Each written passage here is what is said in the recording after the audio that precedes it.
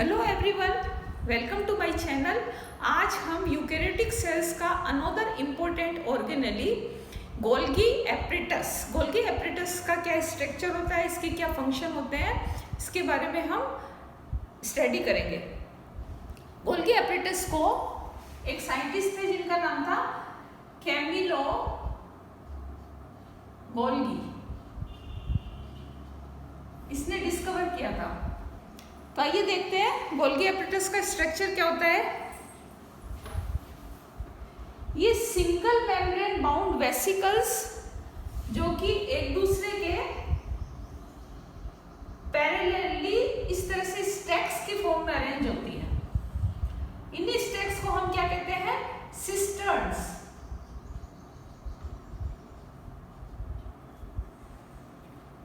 ये सिस्टर्न्स Golgi apparatus में एक बहुत ही इंपॉर्टेंट रोल प्ले करती है। देखिए, ये एक गोल्गी एपरेटस का डायग्राम है। गोल्गी एपरेटस का जो मेम्ब्रेन है वो एंडोप्लाज्मिक रेटिकुलम की मेम्ब्रेन के साथ कनेक्ट रहती है और सेल के अंदर एक कॉम्प्लेक्स मेम्ब्रेन सिस्टम को कॉन्स्टिट्यूएंट करती है।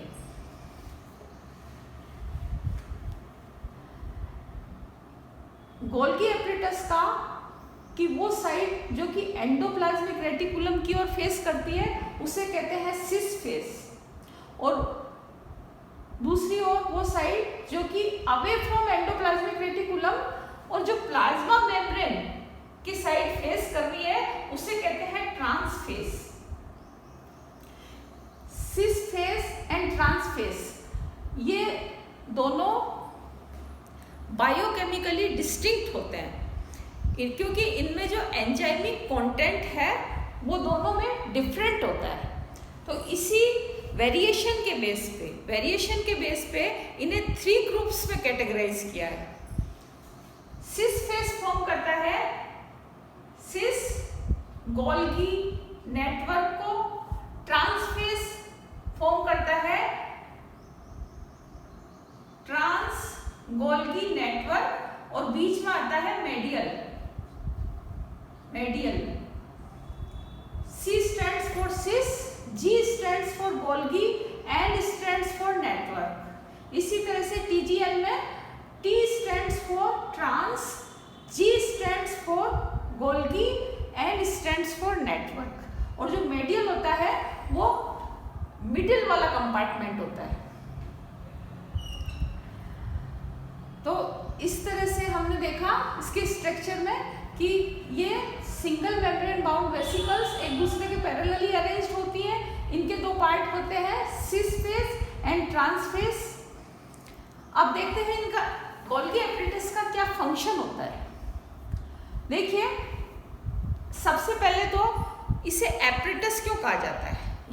एपरेटस इसलिए एंडोप्लाज्मिक रेटिकुलम में जो प्रोडक्ट सिंथेसाइज होता है वो गोल्गी एपरेटस में आके स्टोर होता है, मॉडिफाइड होता है और पैकेज होता है। मतलब इनकी पैकिंग भी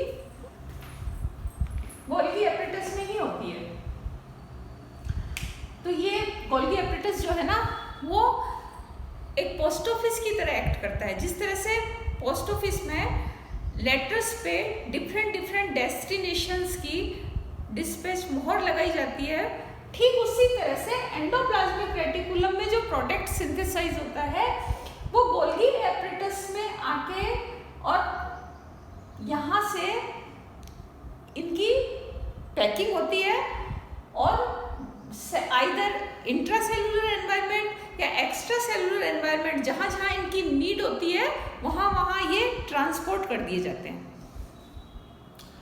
तो देखिए, मान लीजिए हमने पढ़ा था कि एंडोप्लाज्मिक रेटिकुलम में जो प्रोडक्ट सिंथेसाइज होता है वो ट्रांसपोर्ट वेसिकल के थ्रू गोल्गी एपरेटस में एंटर करता है, और वो किस फेस के थ्रू करता है? सिस फेस के थ्रू। अब ये यहाँ हमने पढ़ा था कि ये सिंगल मेम्ब्रेन बाउंड वेसिकल्स होती हैं। ट्रांसपोर्ट वेसिकल में जो वेसिकल है वो तो कहाँ जो मेम्ब्रेन है उस पे जाके फ्यूज हो जाती है, और जो इसका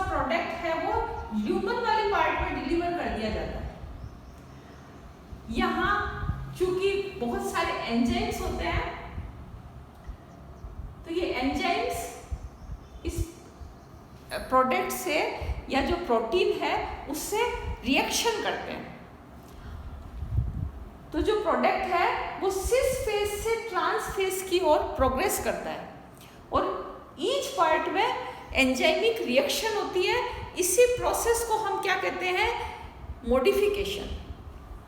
लास्टली जो प्रोडक्ट है वो ट्रांस फेज में आता है, ये फाइनल प्रोडक्ट होता है और यहाँ पे ये वेसिकल्स में पैक कर दिया जाता है और यहाँ से वेसिकल्स